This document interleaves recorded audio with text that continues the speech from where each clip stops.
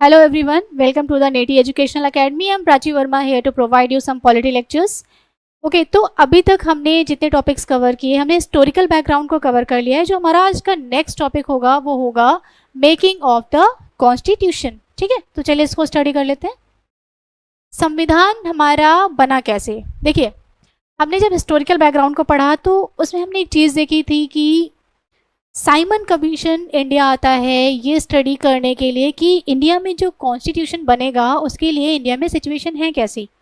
ठीक है, बट उस कमीशन में कोई भी इंडियन नहीं होता है, उसके सारे के सारे मेंबर्स ब्रिटिशर्स होते हैं, इसलिए उस कमीशन का पूरी तरह से बॉयकॉट किया जाता है। और उस टाइम पे ब्रिटिशर्स को बहुत गुस्सा आता है, ब्रिटिशर्स बिल्कुल झल्ला जाते हैं और बोलते हैं कि ठीक है, अगर आप हमें काम नहीं करने दे रहे हो तो ठीक है, जाओ और अपना संविधान खुद से बना लो। तो पहली बार हम 1928 में एफर्ट डालते हैं अपना संविधान बनाने की। ठीक है, अपना कॉन्स्टिट्यूशन बनाने की। अब वहाँ से स्टार्टिंग होती है संविधान बनने की। ठीक है, तो अब यहाँ पे होगा क्या? देखिए, 1928 में हमने पहली रिपोर्ट अपनी पब्लिश की, उसको बोला गया नेहरू रिपोर्ट। उस टाइम पे मोतीलाल नेहरू जी थे, तो वो एक रिपोर्ट लेकर आते हैं, नेहरू रिपोर्ट। ओके, ये पहला एफर्ट है, जैसा मैंने बताया कि ये पहला एफर्ट था हमारा संविधान बनाने की। अब 1934 में एम.एन. रॉय जी बोलते हैं कि देखिए ऐसे नहीं चलेगा, क्योंकि इंडिया एक बड़ी कंट्री है, बहुत ज़्यादा पॉपुलेशन है यहाँ पे और बहुत ज़्यादा डाइवर्सिटी है, लोग बिल्कुल अलग अलग हैं, अलग अलग रिलीजन के लोग रह रहे हैं, अलग अलग लैंग्वेजेस बोल रहे हैं, तो एक छोटी सी रिपोर्ट हमारा संविधान नहीं बना सकती। ठीक है, तो हमें क्या करना होगा, हमें एक कॉन्स्टिट्यूएंट असेंबली बनानी चाहिए। एम.एन. रॉय सजेस्ट करते हैं कि एक कॉन्स्टिट्यूएंट असेंबली बनाइए, और वो असेंबली क्या करेगी, वो असेंबली बैठकर डिस्कशन करेगी और उस डिस्कशन के थ्रू हमारा संविधान बनना चाहिए। ठीक है, तो यहाँ पे इस चीज़ को इंडियन नेशनल कांग्रेस सपोर्ट करती है, और ये कब होता है? 1935 में। ओके, अब फाइनली 1938 में जवाहरलाल नेहरू, जो इंडियन नेशनल कांग्रेस की तरफ से बोल रहे थे, वो ये बोलते हैं कि देखिए, हमारी कॉन्स्टिट्यूएंट असेंबली जो बनेगी, जो एक सभा बनेगी ना, उसमें केवल इंडियंस होने चाहिए। वो साइमन कमीशन की तरह नहीं होना चाहिए कि सारे ब्रिटिशर्स ही बैठ जाएं। ठीक है, और कोई ब्रिटिशर्स उसमें आना ही नहीं चाहिए, केवल इंडियंस होने चाहिए। ठीक है, तो जो कॉन्स्टिट्यूएंट असेंबली बनेगी वो केवल इंडियंस के थ्रू बननी चाहिए, केवल इंडियंस उसके मेंबर होने चाहिए। ओके, अब ये जो इनकी डिमांड थी कि एक कॉन्स्टिट्यूएंट असेंबली बननी चाहिए, वो एक्सेप्ट कर ली जाती है किस ऑफर के थ्रू? तो वो होता है ऑगस्ट ऑफर 1940। ठीक है, 1940 में कॉन्स्टिट्यूएंट असेंबली की डिमांड को ब्रिटिशर्स एक्सेप्ट कर लेते हैं, जिसे बोला जाता है ऑगस्ट ऑफर। ओके, अब 1942 में एक मिशन आता है, क्रिप्स मिशन। इस क्रिप्स मिशन में क्या होता है, ब्रिटिशर्स बोलते हैं कि ठीक है, हम कॉन्स्टिट्यूएंट असेंबली बना कर देंगे आपको, लेकिन ये हम कब करेंगे? तो ये हम करेंगे वर्ल्ड वॉर सेकेंड खत्म होने के बाद, क्योंकि अभी हमारे ऊपर बहुत प्रेशर है। ठीक है, तो आप थोड़ा सा रुक जाइए, उसके बाद हम आपको कॉन्स्टिट्यूएंट असेंबली बनाकर दे देंगे। ठीक, अब एक मिशन आता है आपका कैबिनेट मिशन, जो 1946 में आता है। इस मिशन के थ्रू फाइनली कॉन्स्टिट्यूएंट असेंबली हमारी बनकर तैयार हो जाती है, और वो कॉन्स्टिट्यूएंट असेंबली जब बनकर तैयार होगी तो वो उसमें मेंबर्स कैसे आएंगे, कैसे? तो उन मेंबर्स का होता है इलेक्शंस। ओके, अब टोटल मेंबर्स जो होते हैं कॉन्स्टिट्यूएंट असेंबली में वो 389 होते हैं। मतलब ये है कि 389 टोटल सीट्स होंगी। उन सीट्स को कैसे डिवाइड किया जाता है? तो ब्रिटिश इंडिया को 296 सीटें दी जाती हैं, और प्रिंसली स्टेट्स को 93 सीट्स दी जाती हैं। ठीक है, 93 सीट्स जो हैं उस पर प्रिंसली स्टेट से इलेक्शन होगा, और 290 सीट्स जो हैं वो कहाँ से आएंगी? तो वो ब्रिटिश इंडिया से आएंगी। ओके, अब फाइनली ये होता है कि 292 मेंबर्स इलेक्ट होते हैं ब्रिटिश इंडिया से, और प्रिंसली स्टेट से टोटल 93 जो सीट्स हैं वो इलेक्ट होकर आती हैं।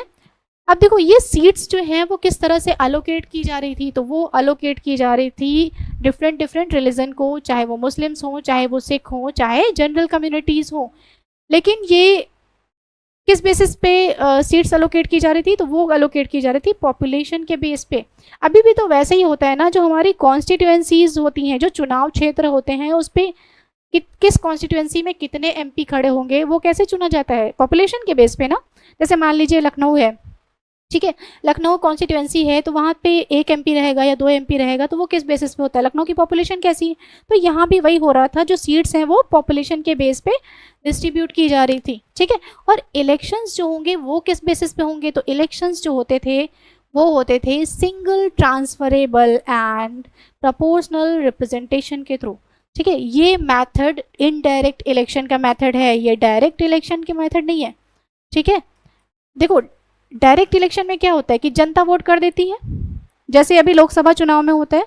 लोकसभा चुनाव में क्या हुआ, हमने अपना पीएम खुद चुना, हम जाके एमपी को वोट किए और वो एमपी क्या है, वो एक सीट है। ठीक है, अब जिसकी ज़्यादा सीटें आएंगी वो पीएम बनेगा। बट इनडायरेक्ट इलेक्शन जैसे राज्यसभा का चुनाव होता है, वहाँ पे लोग डायरेक्ट जाकर वोट नहीं करते, तो यहाँ भी वो जो कॉन्स्टिट्यूएंट असेंबली जो थी उसका जो इलेक्शन हुआ वो इनडायरेक्ट इलेक्शन हुआ। ठीक है, और उस इनडायरेक्ट इलेक्शन को हम क्या बोलते हैं, single transferable and proportional representation. ठीक है, चलिए, तो कॉन्स्टिट्यूएंट असेंबली फाइनली बनकर तैयार हो गई है, मेंबर्स चुन लिए गए हैं, इलेक्शन हो चुका है उनका। अब इस कॉन्स्टिट्यूएंट असेंबली की पहली मीटिंग होती है और ये होती है 9 दिसंबर 1946 को। ठीक, अब जब एक सभा है, एक असेंबली बनी है, उसकी अगर मीटिंग होगी तो सारे मेंबर्स यहाँ पे बैठे हुए हैं। ओके, अब इसका कोई हेड भी तो होना चाहिए ना। अब तुरंत असेंबली बनी, तुरंत सारे सदस्य यहाँ पे आ गए, तो उस टाइम पे को जो वहाँ पे चेयरमैन है या फिर जो हम बोल दें कि प्रेसिडेंट है, वो अभी तक चुना नहीं गया है, तो किसी न किसी पर्सन को, अब इसमें क्या होता है ना, यहाँ पे जितने मेंबर्स थे उसमें उसमें जो ओल्डेस्ट मेंबर्स थे, जो सबसे बुजुर्ग थे, वो थे डॉक्टर सच्चिदानंद सिन्हा। ये क्या करते हैं, इनको बोला जाता है कि आप जाइए और ये कुर्सी संभाल लीजिए तब तक जब तक कि यहाँ पे कोई प्रेसिडेंट ना चुन लिया जाए। तो डॉक्टर सच्चिदानंद यहाँ से निकल कर जाते हैं और यहाँ पे वो टेम्परेरी प्रेसिडेंट का काम करते हैं तब तक जब तक कि परमानेंट प्रेसिडेंट को ना चुन लिया जाए। तो ये होता है कि पहली मीटिंग में डॉक्टर सच्चिदानंद सिन्हा जो है वो टेम्परेरी प्रेसिडेंट चुने जाते हैं। ठीक है, अब 11 दिसंबर 1946 को नेक्स्ट मीटिंग होती है। उस टाइम पे डॉक्टर राजेंद्र प्रसाद को परमानेंट प्रेसिडेंट बना दिया जाता है कॉन्स्टिट्यूएंट असेंबली का। ओके, एच.सी. मुखर्जी को बोल दिया जाता है कि आप वाइस प्रेसिडेंट रहेंगे। क्यों? क्योंकि मान लीजिए कभी प्रेसिडेंट एब्सेंट हुए, बीमार हो गए, किसी वजह से वो वहाँ पे नहीं है, तो उस टाइम पे काम कौन संभालेगा? तो उस टाइम पे काम संभालेंगे एच.सी. मुखर्जी। ठीक है, तो ये कौन होंगे? ये वाइस प्रेसिडेंट थे। ठीक, अब बी.एन. राव जो थे उनको बनाया जाता है कॉन्स्टिट्यूशनल एडवाइजर। कॉन्स्टिट्यूएंट असेंबली क्यों बनाई गई थी? कॉन्स्टिट्यूशन को फॉर्म करने के लिए। तो कॉन्स्टिट्यूशन कैसे फॉर्म होगा, ये सारी चीज़ें, ये एडवाइस कौन करेगा? तो ये एडवाइस करेंगे कौन? बी.एन. राव। ओके, चलिए, अब 13 दिसंबर 1946 इस दिन नेक्स्ट मीटिंग होती है और पंडित जवाहरलाल नेहरू जी निकल कर आते हैं बाहर और बोलते हैं, यहाँ पे खड़े होकर वो भाषण दे रहे होते हैं और बोलते हैं कि देखिए, हम संविधान बनाने जा रहे हैं, तो आपको ये तो क्लियर होना चाहिए कि उस संविधान में हमें चाहिए क्या क्या। कहने का मतलब है कि हमारा ऑब्जेक्टिव क्या रहेगा, हम किस टाइप का संविधान चाहते हैं, हमें किसके बारे में सोचना है, हमें माइनॉरिटीज़ के बारे में सोचना है, या हमें ऐसा इंडिया चाहिए जहाँ पे विमेन की रिस्पेक्ट हो, या हमें ऐसा इंडिया चाहिए जहाँ पे इक्वालिटी हो, जस्टिस हो।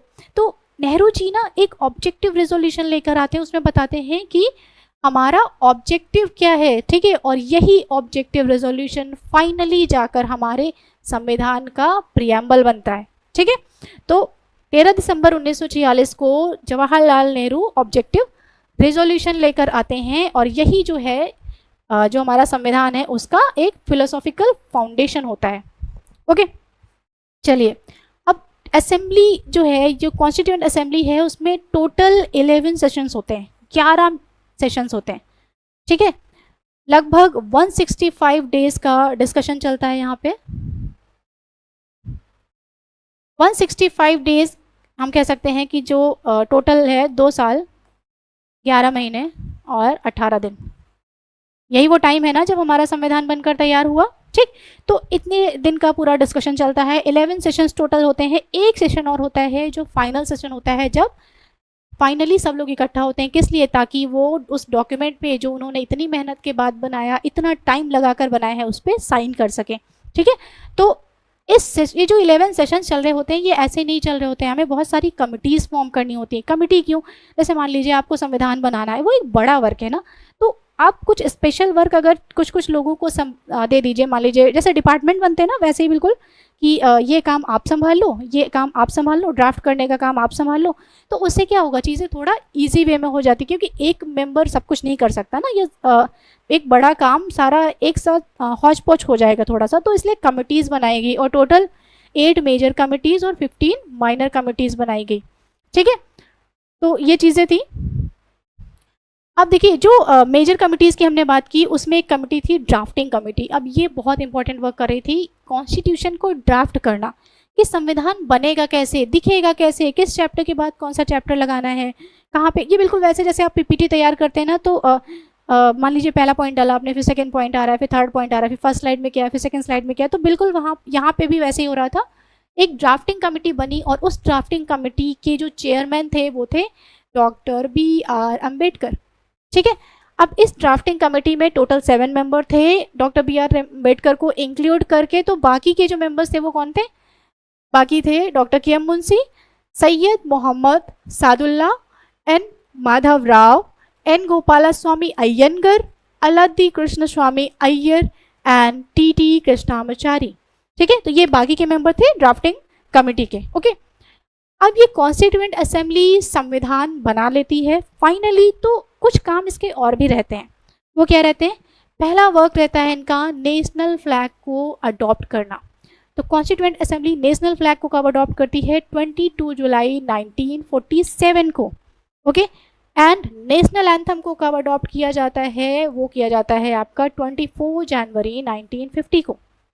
ठीक है, और इसी दिन, जिस दिन नेशनल एंथम को अडॉप्ट किया जाता है, उसी दिन डॉक्टर राजेंद्र प्रसाद को इंडिया का पहला प्रेसिडेंट चुन लिया जाता है कॉन्स्टिट्यूएंट असेंबली के थ्रू। ठीक है, तो ये हमने देखा कि कॉन्स्टिट्यूएंट असेंबली केवल संविधान नहीं बना रही थी, और भी बहुत सारे वर्क थे उसके।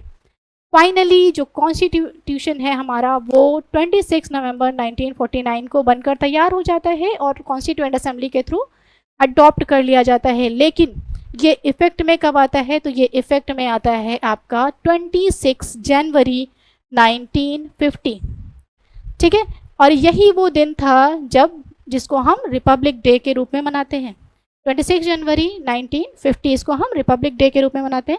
अच्छा, ये ऐसा होता क्यों है, बनकर तो हमारा तैयार हो गया 26 नवंबर 1949 को, तो अडॉप्ट हम 26 जनवरी 1950 को क्यों कर रहे हैं। देखिए ये बहुत इंपॉर्टेंट डे है 26 जनवरी। देखिए होता क्या है, 1929 में एक सेशन होता है, लाहौर सेशन। ठीक है, नेहरू जी उसको प्रिसाइड कर रहे होते हैं। तो नेहरू जी रावी रिवर के इस किनारे जो नेशनल फ्लैग है उसको लहराते हैं और बोलते हैं कि 26 जनवरी को हम स्वतंत्रता दिवस मनाएंगे। ठीक है, तो उस दिन को इम्पोर्टेंस देने के लिए ये किया जाता है कि 26 नवंबर 1949 को संविधान हमारा बनकर तैयार हो जाता है। उसके बाद भी हम वेट करते हैं किसका, 26 जनवरी आने का। और 26 जनवरी 1950 में फाइनली जो कॉन्स्टिट्यूशन है वो लागू कर दिया जाता है पूरे देश में। ठीक है, तो इस दिन को हम कैसे मनाते हैं, रिपब्लिक डे के थ्रू। ओके, चलिए, तो ये फाइनली आपको याद रखना है कि 26 नवंबर 1949 इस दिन हमारा संविधान अडॉप्ट किया जाता है, बनकर तैयार हो जाता है। लेकिन 26 जनवरी 1950 को ये एक्शन में आ जाता है, मतलब ये आज 26 जनवरी 1950 को पूरे देश में लागू कर दिया जाता है। ठीक है, चलिए, तो कॉन्स्टिट्यूएंट असेंबली के बारे में हमने सारा देख लिया, कैसे संविधान बना उसके थ्रू। ठीक है, तो ये फाइनली था मेकिंग ऑफ द कॉन्स्टिट्यूशन।